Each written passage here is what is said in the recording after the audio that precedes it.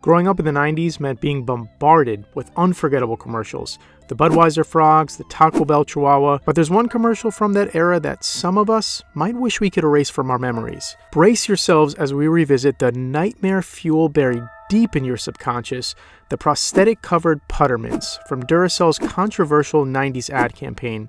Known for their dramatic deaths when their batteries ran out, this creepy clan caused such a public outcry that Duracell was forced to tone down the ads. Today we'll be going over the bizarre world of the Puttermans, but before we dive into the copper-top, lithium-layered history, hit that like button, leave a comment, and if you're really liking the video, go ahead and subscribe to stay up to date on all things from pop culture past. In the 1990s, when you thought about ads for batteries, let's be honest, you thought about this guy. His soft magenta fur, his cute little flip-flops, the Energizer Bunny was everywhere, and eventually he would be named one of the top brand icons of the century. But what many people don't realize is that Duracell, not Energizer, was the first to feature a cute little bunny in their ads. In the 1970s, Duracell introduced a pink rabbit as the star of their ad campaign. This mascot proved to be highly successful, and in many parts of the world, this bunny is still used in advertising to this day. Cuando tu hijo juega, Educational toys help your Utilisez kids. plutôt Duracell rechargeable. Jouer. In the United States, though, unfortunately, Duracell's trademark for the pink rabbit expired in 1988, and Energizer and their sneaky little marketing executives were quick to seize the opportunity to introduce their own version. While originally intended as a spoof, the Energizer Bunny became extremely successful for the company, leading to appearances in the Macy's Thanksgiving Day Parade, and in 2017 was inducted into the Madison Avenue Walk of Fame, along with many other cherished brand icons. Energizer's immense success with the advertising campaign was starting to have an impact on the Duracell brand, and Duracell knew they had to strike soon to stay at the forefront of consumers' minds. And the way they responded was with a $50 million ad campaign masterminded by the Ogilvy and Mather advertising agency. To help Duracell stand out from their competitor's Pink Bunny, the executives at Ogilvy and Mather knew they had to create an ad unlike anything the public had ever seen before. And to help with this nearly impossible task, they enlisted the only guy who could pull this off, special effects guru Steve Johnson. If you don't know him by name, you'll certainly know him by his work. Steve Johnson had made a name for himself working on films like American Werewolf in London, Fright Night, even Ghostbusters, where he designed the iconic Slimer. Johnson was definitely the right man for the job. However, would his horror movie background turn the Puttermans into something that was too creepy for viewers? We've got fabricated or sculptured clothes from the toes all the way up. We've got sculptured prosthetics. The arms are covered. Everything is done to make them look as though they're dolls. You know, there's not one detail left out. The teeth are actually covered. The hair is sculpted. And even though the techniques are fairly standard, because of the approach we took to make them look like living dolls, no one's really seen anything like that, so they don't have a frame of reference. For better or for worse, the final design was different than anything else airing on TV at the time. The costumes had heads that were significantly larger than normal, their hands were way too big, at least the size of Tom Cruise's in Tropic Thunder, plus the massive Duracell batteries protruding from their backs. All of this gave the Puttermans a creepy but memorable aesthetic.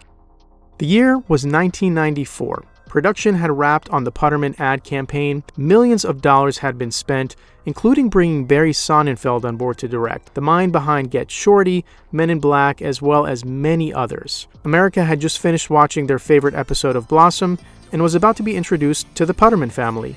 Herb the father, Flo the mother, their son Zach, and their daughter Trish. The first ad started out innocent enough, looks like any other family barbecue most of us had had before.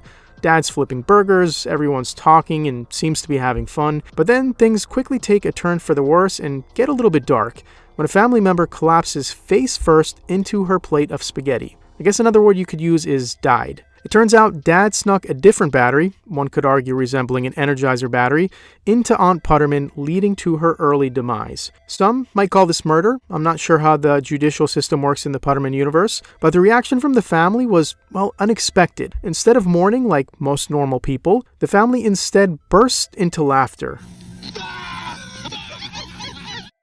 giving us our first glimpse into the twisted, unsettling humor of the Puttermans. The initial public reaction was understandably mixed. Like your uncle's inappropriate jokes at family gatherings, some got the humor while others felt they were just disturbing. Norm Macdonald even quipped on SNL's Weekend Update saying, The new Duracell ad campaign is already making an impact. Over 70% of consumers now find the batteries creepy and disturbing. Duracell knew they had to make some changes, so they softened the tone of the Putterman ads to appeal to a broader audience. In the updated commercials, it was no longer Aunt Putterman facing her demise, but rather a parrot or a boombox. The visual style also saw changes. The lines and shadows around the characters' eyes were lightened, and their movements became more fluid and whimsical. In fact, to eliminate the creepy robotic movement of the Puttermans, they actually used a moving track in the new ads to have the family effortlessly glide along, as if that would make them a bit less creepy. So what do these new ads look like? Were they the key the company was looking for? Well, the first family-friendly ad for the Puttermans might actually seem quite familiar. Ah, the fresh autumn air. Oh, the total darkness. Where are those darn flashlights? The theme of this ad was in no way game-changing or innovative, and it could have been pulled straight from any episode of Scooby-Doo or Looney Tunes. And I think that was the goal here, to reframe the ads into something families would be familiar and comfortable with. The follow-up ad was a bit more edgy and went on to become the most popular from the entire Putterman campaign. So the ad I'm talking about, of course, is the Grandma Dancing commercial. Many people didn't know this, but Grandma Putterman was actually portrayed by a male actor by the name of Kehan Miller. So this new commercial was one of the first to feature that fancy new moving track, so no more creepy robot steps. Once they glide effortlessly up to the door, we see this happening. And this is either due to her new super-powered Duracell battery or a behind-the-scenes caffeine binge. Either way, these new commercials, while not breaking ground on any new ideas, did feature less deaths and more family-friendly themes, which one would assume was the goal here. Despite these changes, the general public still wasn't convinced, and most still chose the Energizer Bunny as the crowd favorite.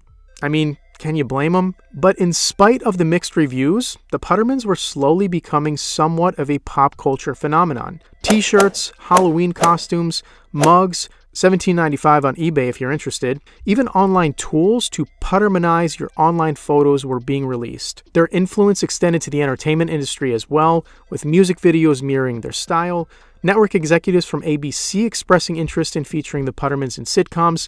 Even Steven Spielberg was reported to have considered making a feature film based on the Puttermans. Hard to believe. I would have loved to have seen what that would have looked like. Ultimately, though, there were no movies or TV shows due to Duracell's desire for tight control, stating in someone else's hands they could end up doing unappealing things. Unappealing things like perhaps this? Anyways, while we may not have the Putterman TV series we always wanted, we'll always have these guys, and I feel like that's probably enough for now. So the Puttermans were popping up everywhere in the 90s. Jay Leno once told Larry King on Larry King Live that he didn't want him playing in the late shift because he sounded like a Putterman. But eventually, like all good things, they must come to an end. Well, most things. This guy's still going. In 1996, the last ad was displayed, portraying the family on a fishing trip, with Dad battling a super Duracell-powered marlin, or swordfish. I don't really know fish, so just a big fish. Whether you found them creepy or captivating, the Puttermans undoubtedly left a mark on those who grew up in the 90s. What was your initial reaction when you saw them? Share your thoughts in the comments below. Thanks for watching, and don't forget to like and subscribe for more nostalgic dives.